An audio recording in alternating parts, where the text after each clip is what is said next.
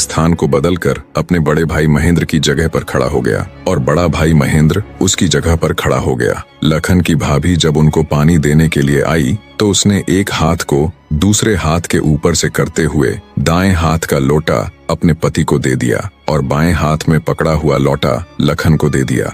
ये देख, लखन बोला, भाभी आज मैंने भैया के स्थान पर खड़ा होकर सीधे हाथ से दिया हुआ पानी पीना चाहा, परंतु आपने अपने हाथों को बदलते हुए मुझे बाएं हाथ से ही पानी दिया। आप मुझे बताएं, आपने ऐसा क्यों किया?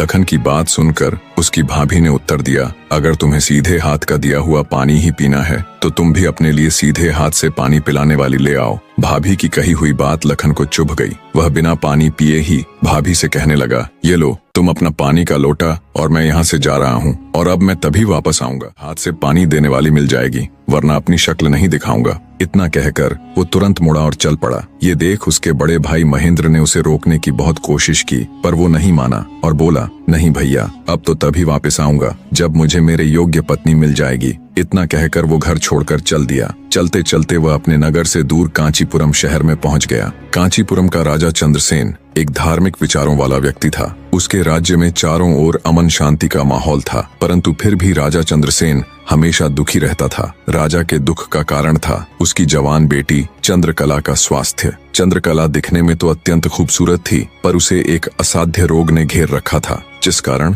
राजकुमारी हमेशा अचेत अवस्था में रहती थी। राजा ने बहुत सारे हकीम और वैद्य राजकुमारी को ठीक करने के लिए लगा रखे थे, लेकिन उनमें से कोई भी राजकुमारी को ठीक नहीं कर पा रहा था। ठीक कर पाना तो दूर, वे राजकुमारी चंद्रा की बीमारी तक नहीं ढूंढ पा रहे थे। राजा को हमेशा यही दुख सताए जाता कि उसकी बेटी का क्या होगा। जब सभी प्रकार के वैद्यों, हकीमों और पूजा पाठ तंत्र मंत्र से चंद्रकला को कोई फायदा नहीं हुआ, तो राजा ने अपने राज्य में यह घोषणा करवा दी कि जो व्यक्ति मेरी बेटी को ठीक करेगा, मैं उसके साथ ही अपनी बेटी चंद्रकला का विवाह कर दूंगा और उसे अपना आधा राज्य भी दूंगा। लखन जब राज्य की राजधानी में पहुंचा तो उसने देखा कि वहां हर तरफ राजकुमारी की चर्चा हो रही थी। राज्य का हर कोई व्यक्ति राजा की घोषणा और राजकुमारी की बीमारी की बात कर रहा था। जब लखन ने एक व्यक्ति से इस बारे में पूछा तो व्यक्ति ने राजकुमारी की बीमारी से लेकर राजा की घोषणा तक का सारा किस्सा लखन को बताया। सारी बातें सुन लखन कुछ देर वहां खड़ा विचार करता रहा। फिर कुछ सोचकर वो राजमहल की तरफ चल पड़ा। एक जिंदा सांप राजा की लड़की के पेट में रहता था।